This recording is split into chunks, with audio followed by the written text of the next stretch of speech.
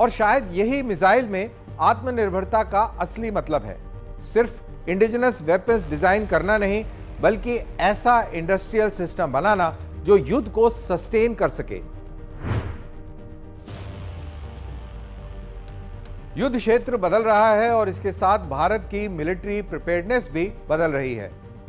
स्वतंत्रता दिवस के भाषण में प्रधानमंत्री श्री नरेंद्र मोदी ने स्वदेशी ड्रोन और काउंटर ड्रोन सिस्टम्स को डेवलप करने और हाइपरसोनिक डिफेंस जैसी काबिलियत बिल्ड करने की जरूरत पर जोर दिया। और इसके तुरंत बाद भारतीय सेना की अगली रिक्वायरमेंट भी सामने आई। भारतीय सेना करीब 20,000 करोड़ रुपए के लॉइटरिंग एम्यूनिशंस और एडवांस सर्वेलेंस सिस्टम्स की एक्विजिशन की प्लानिंग कर रही है। यह डिफेंस एक्विजिशन काउंसिल के करीब 52,000 करोड़ की कैपिटल एक्विजिशन प्रपोजल के पुराने अप्रूवल के बाद आया है, जिसमें air defence, counter drone systems, missiles और अनमैन्ड कैपेबिलिटीज पर बड़ा फोकस है। तो इस शिफ्ट की वजह क्या है? क्या भारत ऐसे भविष्य की तैयारी कर रहा है जहां ड्रोन्स, आर्टिलरी जितने महत्वपूर्ण हो जाएंगे?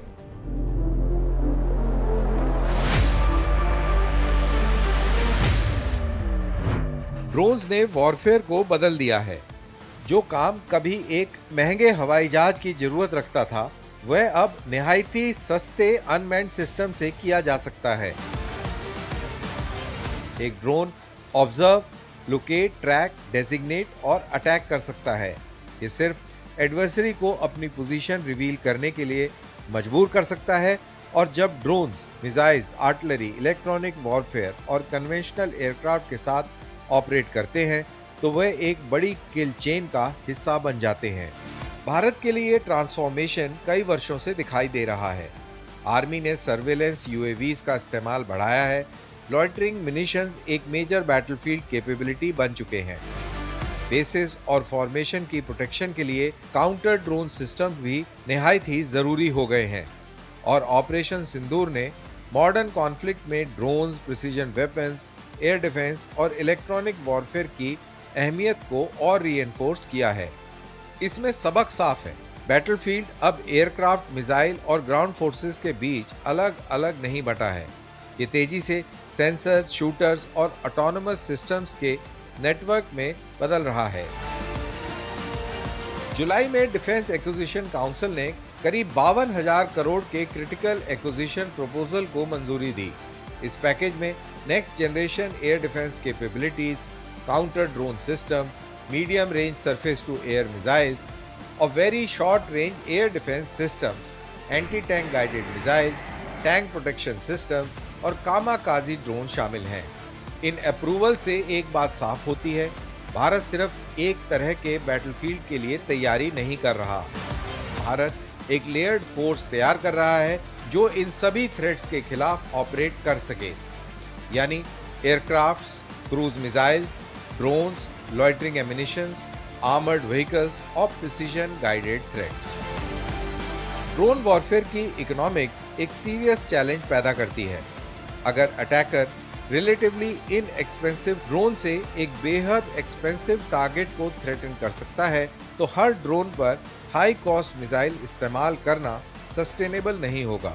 इसलिए भारत को लेयर्ड काउंटर ड्रोन आर्किटेक्चर की जरूरत है, जिससे detection, tracking, identification, jamming, spoofing, directed gun fire और जरूरत पड़ने पर मिसाइल्स। ऑब्जेक्टिव सिर्फ ड्रोन्स को डिस्ट्रॉय करना नहीं है, लक्ष्य है कॉस्ट एक्सचेंज रेशो को फेवरेबल बनाए रखना। लेकिन भारत सिर्फ ड्रोन से डिफेंड करने की तैयारी नहीं कर रहा, वह इन्हें यूज करने की भी तैयारी कर रहा है। लॉइटरिंग म्यूनिशंस, ड्रोन्स और मिसाइल्स के बीच की कैपेबिलिटी है। ये टारगेट को सर्च कर सकते हैं, टारगेट पर लॉइटर कर सकते हैं, अपडेटेड टारगेटिंग इंफॉर्मेशन रिसीव कर सकते हैं और फिर अटैक कर सकते हैं। इससे ग्राउंड कमांडर्स को प्रिसीजन स्ट्राइक कैपेबिलिटी मिलती है, बिना जरूरी तौर पर एयरक्राफ्ट को डिफेंडेड एयर स्पेस में भेजे। इंडियन आर्मी के लिए यह टैक्टिकल वॉरफेयर को बदल सकता है, क्योंकि forward formation, enemy artillery positions को डिटेक्ट करके कन्वेंशनल एयर मिशन का इंतजार किए बिना तेजी से एंगेज कर सकती हैं। इससे भारत की बैटलफील्ड आर्किटेक्चर में बड़ा बदलाव आता है। ट्रेडिशनल मॉडल था टारगेट को पहचानना, हायर हेडक्वार्टर को कॉल करना, वहां से एयरक्राफ्ट और आर्टिलरी को असाइन करवाना और आखिर में स्ट्राइक। अब नया इमर्जिंग मॉडल है, सेंसर्स टारगेट को ढूंढते हैं, नेटवर्क टारगेट को आइडेंटिफाई करता है, कमांडर डिसाइड करता है और ऑटोनोमस या सेमी ऑटोनोमस सिस्टम्स उसको एंगेज करते हैं यानी तबाह करते हैं। इससे सेंसर टू शूटर साइकिल कम होता है और मॉडर्न वॉरफेयर में यही स्पीड निर्णायक हो सकती है। लेकिन भारत के सामने एक और चैलेंज भी है। भारत फ्यूचर बैटलफील्ड को कुछ एलीट ड्रोन्स तक सीमित नहीं रख सकता। उसे नंबर्स चाहिए, हजारों सर्वेलेंस ड्रोन्स, बड़ी संख्या में loitering munitions, distributed counter drone systems, mobile electronic warfare units और resilient command and control networks. इसलिए इंडिजिनस ड्रोन मैन्युफैक्चरिंग पर सरकार का फोकस स्ट्रेटेजिक तौर पर महत्वपूर्ण है। फाइटर एयरक्राफ्ट की तुलना में ड्रोन मैन्युफैक्चर करना रिलेटिवली आसान है, लेकिन ड्रोन्स के पीछे का मिलिट्री इकोसिस्टम कहीं ज़्यादा कॉम्प्लेक्स है। Sensors, communications, navigation, AI, payloads, batteries, propulsion और सिक्योर डेटा लिंक।